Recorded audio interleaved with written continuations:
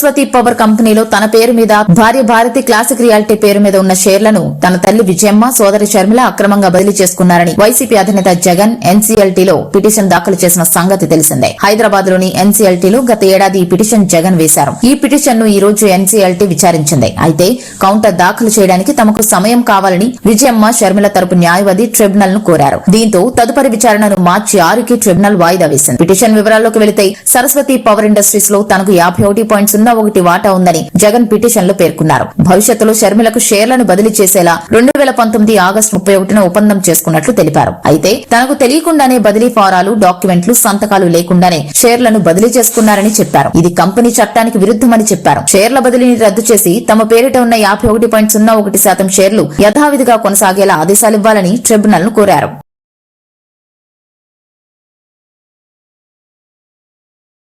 చివరకు విజయమ్మ గారిని కూడా ఒక ప్రశ్న అడుగుతా ఉన్నా నేను. ఇడుపులపాయలో రాజశేఖర రెడ్డి గారి సమాధి దగ్గర వచ్చినప్పుడు మీరు మొట్టమొదట మాట్లాడినప్పుడు తల్లి నా బిడ్డను జగన్ బాబును రాష్ట్రానికి ఇస్తానా అని చెప్పినావు, రాష్ట్రానికి అప్పచెప్తానా అని చెప్పినావు. నా బిడ్డ కాదు ఇక నేటి నుంచి మీ బిడ్డ అని చెప్పినావు తల్లి. మరి ఈరోజు ఆ జగన్మోహన్ రెడ్డి నీ బిడ్డ కాకుండా మా బిడ్డ అయినప్పుడు, మా అన్న అయినప్పుడు, షర్మిలమ్మకు ఒక్కదానికి అన్న కానప్పుడు, మా అందరికి అన్న అయినప్పుడు ఆయన ప్రమాదం, ఆయన ప్రాణం, ఆయన అభివృద్ధి, ఆయన గౌరవం మా అందరి జీవితాలతో ముడిపడిందమ్మా విజయమ్మ గారు. మా అందరి జీవితాలతో ముడిపడింది. కొన్ని లక్షల మంది, 1 లక్ష, 2 లక్షలు, 10 లక్షలు కాదు, దాదాపు 1 కోటి మంది కుటుంబాలు ఆయనను ప్రేమించే వాళ్ళు, అభిమానించే వాళ్ళు ఉన్నారు. నేను ప్రేమిస్తానా? నాతో పాటు ఇప్పుడు దుర్గూరు నియోజకవర్గాలు ప్రేమించే వాళ్ళ సంఖ్య కొన్ని వేల మంది. మేము ప్రేమిస్తానామంటే మా భార్యలు, మా పిల్లలు, మా తల్లిదండ్రులు, మా కుటుంబాలు యావత్తు జగన్మోహన్ రెడ్డి గారి మీద ఆధారపడి ఉన్నాయి. ఆయనకి ఏ ప్రమాదం జరిగినా, ఏ నష్టం జరిగినా, ఏ కష్టం జరిగినా కనీసం అంటే ఈ రాష్ట్రంలో 1 కోటి కుటుంబాలు అనాథలైపోతాయి విజయమ్మ గారు. అట్లాంటి జగన్మోహన్ రెడ్డి గారిని, అంత రాష్ట్రం మీద బాధ్యత కలిగినటువంటి జగన్మోహన్ రెడ్డి గారిని, ఇంతమంది అభిమానులు, పార్టీ క్యాడర్ సంబంధించిన లక్షల మంది కుటుంబాలకు బాధ్యత వహించే పెద్దన్న లాంటి మా జగన్ను మీరు ఏం చేయాలనుకుంటున్నారు? మీరందరూ కలిసి ఏం చేస్తే మేమందరం ఏమైపోవాలనుకుంటున్నారు? మీరు ఎవరి లెక్కకు ఎవరు వచ్చినారు?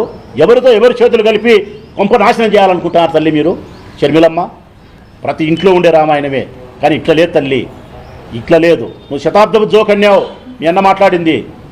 నేను చెప్తా ఉన్నా, ఈ శతాబ్దానికి సంబంధించిన చెల్లెలు నువ్వు 100 సంవత్సరాల నుంచి వెనక్కి పోతే ఈనాటి వరకు నీలాంటి చెల్లెలు ఏ ఇంట్లో ఏ కొంపలో ఉండదు, ఏ కొంపలో ఉండదు నీలాంటి చెల్లెలు. మా కర్మకు, మా దరిద్రానికి నువ్వు మాకు తోడైనావు తల్లి. నువ్వు మమ్మల్ని సర్వనాశనం చేసేదానికి కంకణం కట్టుకునేవు తల్లి. నువ్వు శతాబ్దపు జోకు కాదు, ఈ శతాబ్దానికి ఉండకూడనటువంటి చెల్లెలు నువ్వు జగనన్నకు. ఆ అన్న నీకొక్కడికే అన్న కాదు, ఇంకా కరెక్ట్గా చెప్పాలంటే నీది రక్తంతో కూడిన బంధం. మా అందరిది కోట్ల మంది ప్రజలకు సంబంధించిన, పార్టీ క్యాడర్ సంబంధించిన, మాది రక్తంతో సంబంధించిన బంధం కాదు, హృదయానికి సంబంధించిన బంధం మాది. మేము కడవరకు ఉండేవాళ్ళం. ఎన్ని నష్టాలు వచ్చినా, కష్టాలు వచ్చినా జగన్ బ్రతికి ఉన్నంత వరకు జగన్తో ఉండేవాళ్ళం మేము. మరి మా జీవితాలు ఏం కావాలా తల్లి? నువ్వు జైల్లోకి పంపించి ఇంకోటి చేస్తే ఎంత అన్యాయం. బయటోళ్ళు ఆయన్ను విమర్శించిరి, బయటోళ్ళు కత్తి కట్టిరి, కనీసం ఇంట్లో వాళ్ళన్నా నువ్వు కూడా కత్తి కడతావా? రక్షాబంధం కడతారు చెల్లెళ్ళు వచ్చి. దాని అర్థం పవిత్రమైనటువంటి ఆ చెల్లెలి యొక్క సోదర ప్రేమ, ఆమె సంకల్పము, బలము కలిపి నీకు నేను తోడన్నా